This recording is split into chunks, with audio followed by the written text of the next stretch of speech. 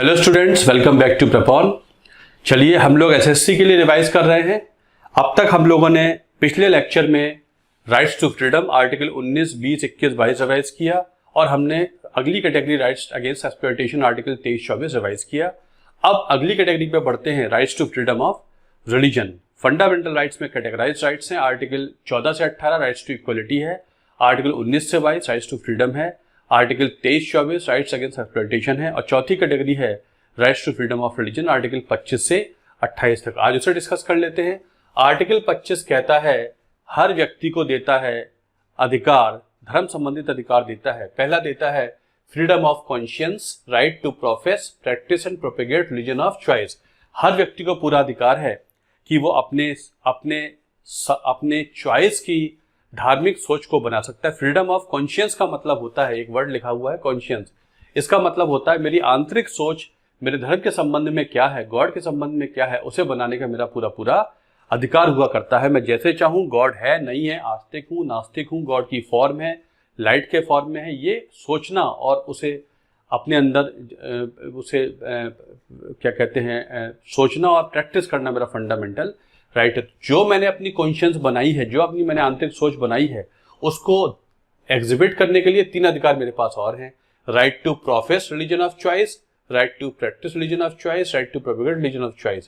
Profess का मतलब होता है कि मैं जिस धर्म को चाहूं उसे ओपनली डिक्लेयर करूं कि मैं इस धर्म को फॉलो करता हूं, अपना धर्म बताते हुए किसी को इस देश में कोई डर नहीं होना चाहिए, उसका फंडामेंटल राइट है। राइट टू प्रैक्टिस का मतलब होता है कि आप जिस धर्म को चाहे फॉलो कर सकते हैं, उसके सिंबल्स फॉलो कर सकते हैं, उसकी जितने भी सिंबल्स हैं, चाहे वो कपड़े हों, चाहे वो सिंबॉलिज्म हो, चाहे तिलक हो, एटसेट्रा, जो कुछ आपके धर्म में डिफाइनिंग फीचर होते हैं उनको फॉलो करना आपका फंडामेंटल राइट है। कर्नाटक में बोला गया कि हिजाब पहन सकती हैं महिलाएं, हैं जो गर्ल्स स्टूडेंट्स हैं, हिजाब पहन सकती हैं क्योंकि ये उनका फंडामेंटल राइट है। अब कोर्ट ये विचार कर रही है कि ये फंडामेंटल राइट है या नहीं है। तो जब भी हम कहते हैं राइट टू प्रैक्टिस रिलीजन है, इसका मतलब कुछ भी अलाउड नहीं है, सिर्फ वो अलाउड है, वो प्रैक्टिसेस अलाउड है, वो सिंबल्स अलाउड हैं जो यदि हटा दिए जाएं तो आपके धर्म का मीनिंग आपके लिए अधूरा हो जाएगा। इन्हें कहते हैं essential religious practices, ERP theory कहते हैं। इसेंशियल रिलीजियस प्रैक्टिसेस, जो इसेंशियल रिलीजियस प्रैक्टिसेस होती हैं वो तो कोई भी कोर्ट नहीं खत्म कर सकता, लेकिन वो प्रैक्टिसेस जो डेवलप कर ली गई हैं, जिनका धर्म से कोई इनहेरेंट रिलेशन नहीं होता, वो शायद अलाउ ना किए जाए। सुप्रीम कोर्ट डिसाइड करेगा कि ये हिजाब पहनना ERP है या नहीं है। अगर ERP होगा तो मना नहीं होगा, ERP नहीं होगा तो मना हो जाएगा। आप अपने धर्म को प्रोपेगेट भी कर सकते हैं।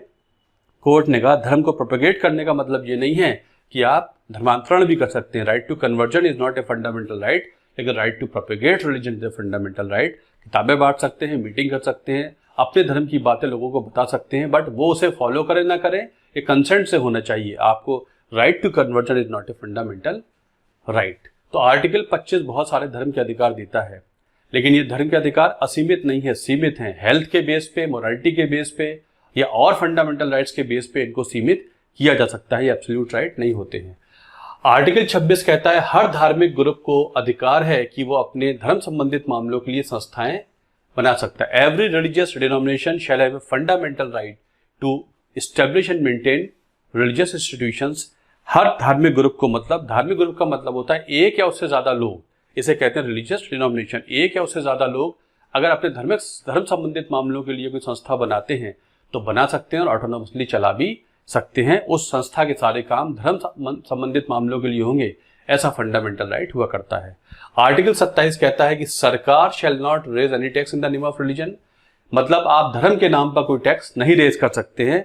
टैक्स हमेशा सेकुलर होगा, सरकारें टैक्स ले सकती हैं, धार्मिक टैक्स भारत में अलाउड नहीं है। पहली पाबंदी यह है। दूसरी यह है no public money can be use for supporting one particular religion. जो पब्लिक मनी है, जो सरकार ने पैसा अलग तरीके से अर्जित किया है, जो टैक्सेस लिए हैं, वो सरकारी टैक्सेस, सरकार पब्लिक मनी है, वो किसी एक धर्म के लिए इस्तेमाल नहीं हो सकता। आर्टिकल 27 ये नहीं कहता है कि सरकारी पैसा धर्मों के लिए इस्तेमाल नहीं होगा, लेकिन धर्म विशेष के लिए इस्तेमाल नहीं होगा। सभी धर्मों के लिए कुछ ना कुछ सरकार करेगी, इसलिए धर्म के नाम पर टैक्स नहीं हो सकता और सरकारी पैसा धर्म विशेष के लिए इस्तेमाल हो, ऐसा अलाउड नहीं है। आर्टिकल 28 कहता है no religious instructions can be imparted in any government institution. मतलब वो स्कूल कॉलेज वगैरह जो सरकार के एड से चलते हैं, सरकारी ही होते हैं, वहां पर धार्मिक शिक्षा नहीं दी जा सकती।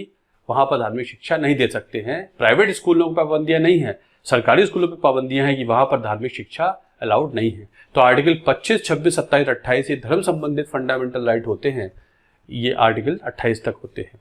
और लास्ट कैटेगरी होती है cultural educational rights, article 29, 30 cultural and educational rights. Article 29 कहता है कि भाई हो सकता है कुछ लोगों का कल्चर डिफरेंट हो सकता है कुछ ऐसी भाषाएं हैं जो ट्राइबल्स बोलते हैं, प्रिमिटिव ग्रुप्स बोलते हैं, वो शायद लुप्त होती जा रही हो। तो ऐसे ग्रुप्स को फंडामेंटल राइट है कि यदि आपका कल्चर डिप्लीशन की ओर है, लुप्त होने की कगार पर है, तो आप बाकायदा कैसे भी एक्शन ले सकते हैं ताकि आपका कल्चर, आपकी भाषा, आपकी लिपि जिंदा रहे। तो आर्टिकल 29 कहता है every group having a distinct language, script और culture of its own shall have a right to conserve the same. ऐसे ग्रुप सरकारों से सहायता भी मांग सकते हैं कि हमारी भाषा को यदि सपोर्ट नहीं मिलेगा तो भाषा लुप्त हो जाएगी, हमारे कल्चर को सपोर्ट नहीं मिलेगा तो कल्चर खत्म हो जाएगा, इसलिए सरकार सपोर्ट भी करेगी। तो ये नहीं कह सकते कि सरकार एक भाषा विशेष को प्रमोट कर रही है, क्योंकि ये बोली इतने कम स्तर पे जाती है कि अगर ऐसे सपोर्ट नहीं मिलेगा तो ये खत्म हो जाएगी। आप अखबार में पढ़ते रहते होंगे, ऐसी बहुत सी भाषाएं हैं, ट्राइबल कल्चर हैं जो लुप्त होते जा रहे हैं, उसके बोलने वाले बहुत कम लोग बचे हैं।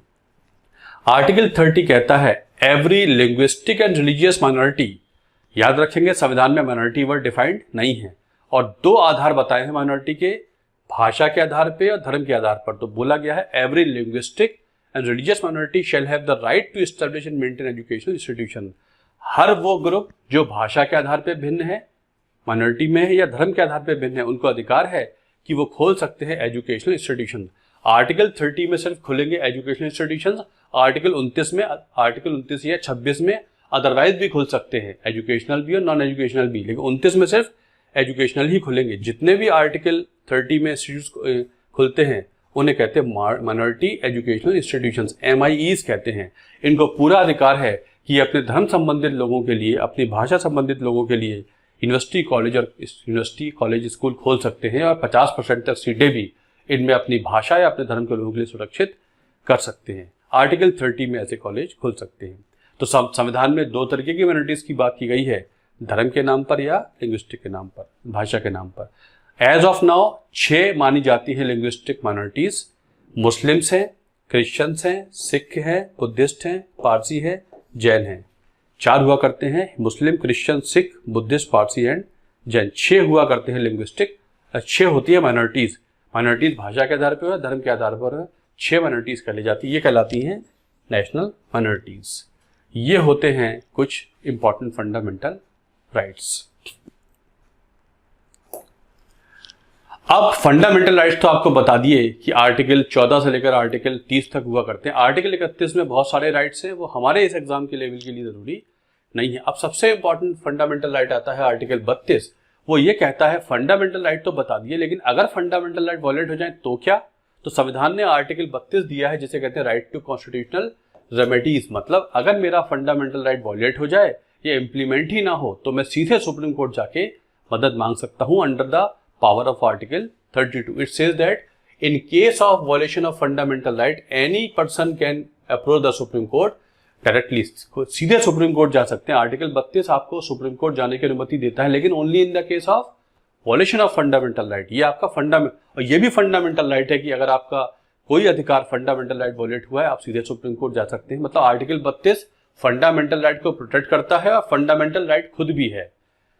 सुप्रीम कोर्ट, अगर सुप्रीम कोर्ट को लगता है कि हाँ ये जो केस आया है फंडामेंटल राइट के वॉयलेशन का केस है, तो सुप्रीम कोर्ट रिट जारी करेगा। मतलब आर्टिकल 32 में सुप्रीम कोर्ट बहुत सारी रिट्स जारी कर सकता है। उनमें से 5 रिट्स संविधान में मेंशन हुआ करती हैं। ये रिट्स देखते हैं। अगर आपसे कभी एग्जाम में पूछा जाए किस आर्टिकल के लिए बोला गया है कि वो heart and soul of the constitution है, तो आप बोलेंगे आर्टिकल 32। डॉक्टर अंबेडकर ने बोला है article 32 is like heart and soul of the constitution. If you ask me which article is the most important article in the constitution, which is the heart of it and the very soul of it, I will say it is article 32। Article 32 ना हो तो fundamental right का part बेकार है, और part 3 ना हो तो पूरा संविधान ही बेकार है। बिना आर्टिकल 32 के संविधान कुछ नहीं हो सकता है। कौन कौन सी रिट्स हैं? Habeas corpus. हैबियस कॉर्पस ये लैटिन के फ्रेज होते हैं, इनके कुछ मीनिंग होते हैं। कई बार क्वेश्चन यहां से आ जाता है। हैबियस कॉर्पस का मतलब होता है कोर्ट के सामने फिजिकली पेश होना। कॉर्पस माने होता है लैटिन भाषा में बॉडी, हैबियस माने होता है बिफोर द कोर्ट। इसका मतलब होता है to have the body of. To have the body of. इसका लिटरल मीनिंग निकालेंगे तो ये फिर लिखा आ जाएगा, मतलब अगर किसी को गैर कानूनी तरीके से अरेस्ट कर लिया जाए, अगर किसी को इलीगल अरेस्ट कर लिया जाए, तो उसके बिहाफ पे कोई भी व्यक्ति जाके कोर्ट में कह सकता है साहब मेरे व्यक्ति को गलत तरीके से अरेस्ट किया गया है, I want to have the body of. मतलब कोर्ट बोलेगा उस व्यक्ति को पेश किया जाए ताकि हम देख सके उसका डिटेंशन लीगल है या नहीं है। तो अगर किसी को गलत तरीके से अरेस्ट कर लिया जाए तो जारी कराई जा सकती है रिट ऑफ हैबियस कॉर्पस। दूसरी रिट होती है मैंडेमस। मैंडेमस शब्द का मतलब होता है कमांड देना, कड़ा आदेश देना। अगर it is issued against those public officers who do not fulfil there public function, ये उन सरकारी अफसरों के खिलाफ जारी होती है जो अपना वो काम नहीं कर रहे हैं जिस काम के लिए उन्हें उस पद पे बिठाया गया है। यदि वो अपना काम ठीक से ना करें, चाहे वो गवर्नमेंट का ऑफिसर हो, चाहे वो डॉक्टर हो, सरकारी डॉक्टर हो, या डिस्ट्रिक्ट मजिस्ट्रेट हो, एसपी हो, जो भी सरकारी ड्यूटी पे बिठाए गए हैं, अगर वो काम नहीं करते हैं अपना, तो मैं कोर्ट जाके कहलवा सकता हूं कि सर ये अपना काम नहीं करते, इनके खिलाफ मैंडेमस जारी की जाए। तो कोर्ट बोलेगा उन लोगों को जो लेजी हैं, जो काम नहीं करते, कि एक्टिव हो जाइए।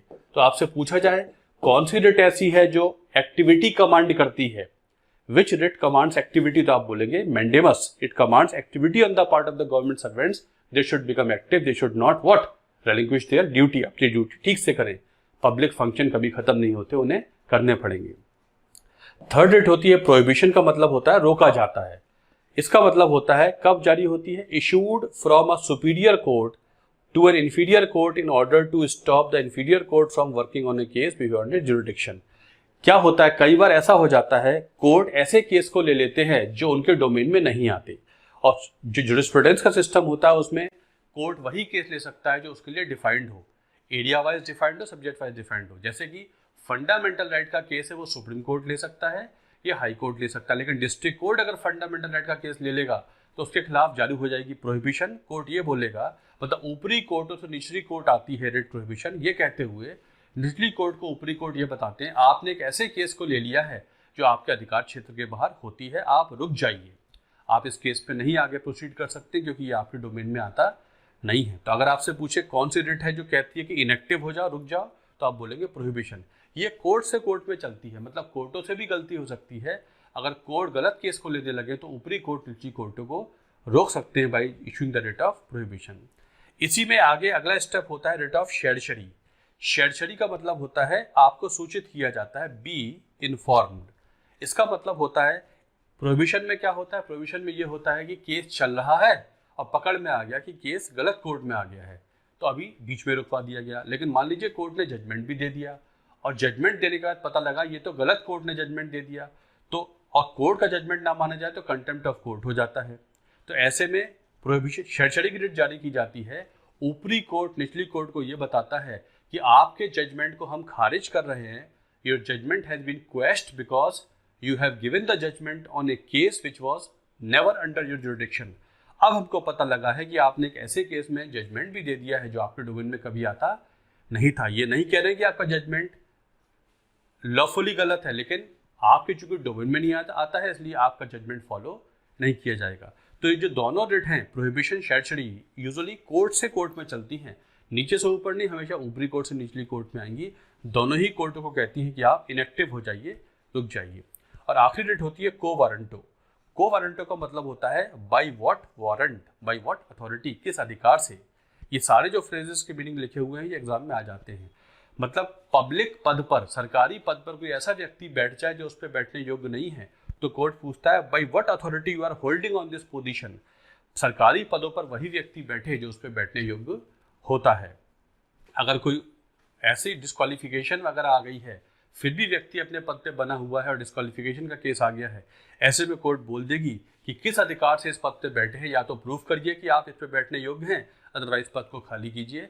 पब्लिक पदों पर वही व्यक्ति बैठे जो उस पद पे बैठने योग्य हैं। ये पांचों writ habeas corpus, mandamus, prohibition, certiorari, quo warranto, ये सब के सब आर्टिकल 32 में नाम से मेंशन हुआ करती हैं। आर्टिकल 32 में हमको फंडामेंटल राइट है सीधे सुप्रीम कोर्ट जाकर अपने अधिकारों की रक्षा करने का। ये होते हैं इंपॉर्टेंट फंडामेंटल राइट्स। चलिए, वेरी वेरी इंपॉर्टेंट, आपका ये फंडामेंटल राइट का जो पार्ट थर्ड है ये रिवाइज हो गया और शॉर्ट में एक क्विक रिवीजन हम लोगों ने कर लिया फंडामेंटल राइट का। Thanks a lot for watching this video. अगले लेक्चर में हम शुरू करेंगे फंडामेंटल राइट्स अमेंड कैसे हो सकते हैं, अमेंड हो सकते हैं नहीं हो सकते, और बहुत इंपॉर्टेंट केस है केशवानंद भारती केस, उसे शॉर्ट में डिस्कस करेंगे। और फिर आ जाएंगे part 4 of the constitution, directive principles of state policy. Meanwhile अपनी रिवीजन, अपने तैयारी को चेक करने के लिए आप एक टेस्ट सीरीज प्रेपॉन ने चलाई है, जीएस की टेस्ट सीरीज एसएससी जेई के लिए, आप चाहें तो उसे यूज़ कर फॉलो कर सकते हैं।